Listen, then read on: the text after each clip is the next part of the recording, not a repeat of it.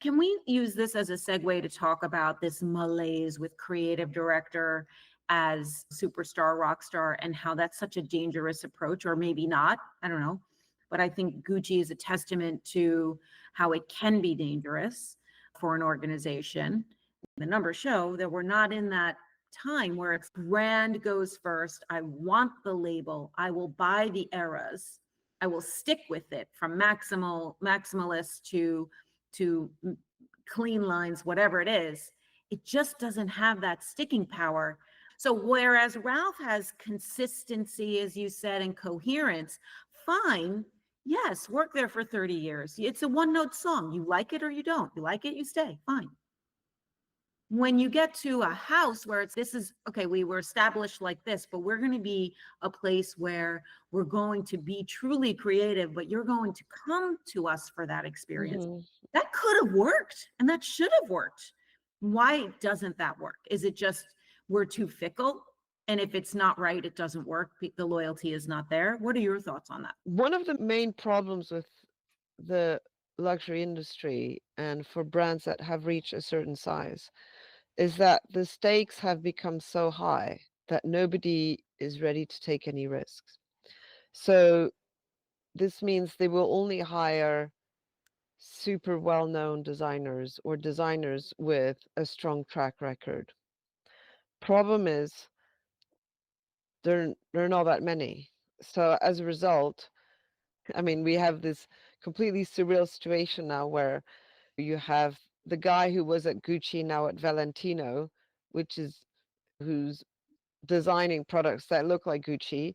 You've got the Valentino guy who's coming to Balenciaga, so it's going to be looking a lot like Valentino. And you've got the Balenciaga designers now going to go look like Gucci, so Gucci's look a lot like Balenciaga. And I think this leaves customers thinking, do you think I'm a fool?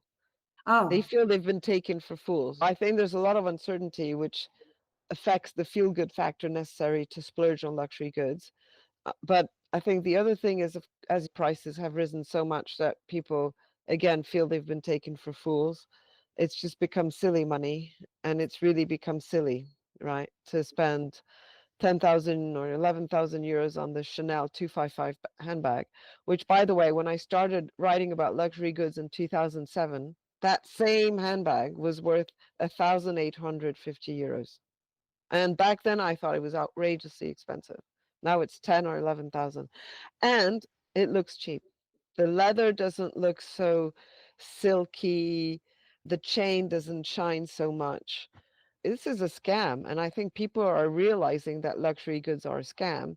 Plus, how can you be certain that this product you're buying has not been made by men working round the clock, sleeping on the premises, and paid whatever 15 euros an hour for a product that's going to be sold for 3,000 in a plush boutique? That, plus the lack of creativity that I've mentioned, the lack of audacity that we see from big brands because they're too scared to take risks. So they always hire the same designers. So we always see the same things.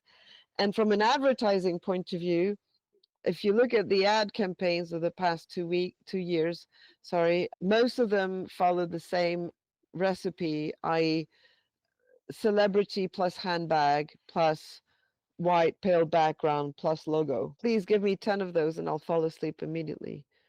So how are brands expecting to woo consumers at a time when people are tightening their purse strings, when they're putting out such boring ad campaigns, when it's always the same designers you're seeing out there? There's very little newness. And the problem with new designers is that they want to say too many things and they're not briefed well enough. I think that successful brands are those that know what they're about, they know what they want to say, and they stick to it. They don't suddenly decide, oh, caring with Gucci. Oh, Gucci needs to be about timeless elegance. So basically, they want to be like S or Chanel, right? But Gucci's always thrived when it was provocative, when it was edgy. So basically, what Pino's tried to do is make a circle fit into a square. It doesn't work. Hence, the brand collapsed, the sales collapsed. And now we're hoping that Demna is going to be injecting some originality, authenticity, and more importantly, who's going to be supervising everything.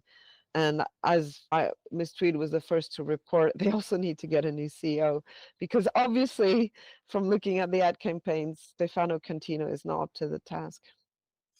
So overall luxury, we know, is in a bad place or a transitional place. With the musical chairs, with the creative directors that we saw throughout the spring, maybe perhaps the fall will show a glimmer of, and certainly in times of uncertainty for the consumer, beautiful art can be an escape. Certainly not necessarily purchasing it, but the inspiration and aspiration of it, the potential is there. Would you agree? Yeah, no, potential's there, but I think right now that people are more into what we call accessible luxury brands. I think Coach and all these brands that have been having a hard time are going to be doing better. And if I was the CEO, I'd be like firing on all cylinders right now and advertising like crazy because this window of opportunity is not going to come back. Because luxury brands are resting on their laurels and they've put off consumers.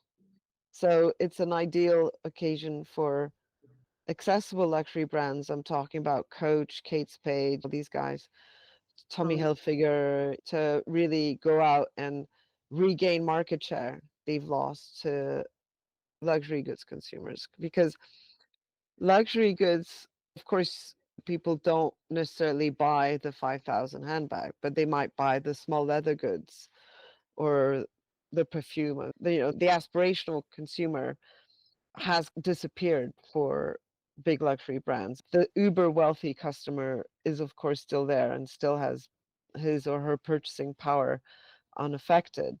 But I think the aspirational consumer will not want to save to buy a Saint Laurent bag and would rather just indulge in a Coach handbag, for example. I agree.